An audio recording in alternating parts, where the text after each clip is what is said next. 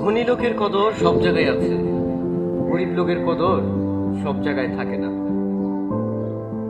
ধনী লোককে সবাই পছন্দ করে, গরিব লোককে সবাই পছন্দ করে না। ধনীকে সবাই ভালোবাসে, কিন্তু গরিবকে সবাই ভালোবাসে না। আসলে প্রকৃতপক্ষে একজন ভালো মন মানসিকতার মানুষ কিন্তু সবাইকে মূল্যায়ন করবে। সে কখনোই দেখবে না কে ধনী কে গরিব। ফেসবুকের মধ্যেও আমি লক্ষ্য করে দেখেছি, যে ব্যক্তিটা স্টার সেন্ড করে, আপনাকে আমাকে স্টার সেন্ড করে, তাকে আমরা সবাই কম বেশি অতিরিক্ত মূল্যায়ন করি। আর যে ব্যক্তিটা স্টার সেন্ড করতে পারে না, এই আমার মতো, ফেসবুকে আমার তো কোনো মূল্য নাই, স্টার সেন্ডারদের মূল্য আছে। অনেকে আবার পোস্ট করে স্টার সেন্ডারদেরকে মূল্যায়ন করে।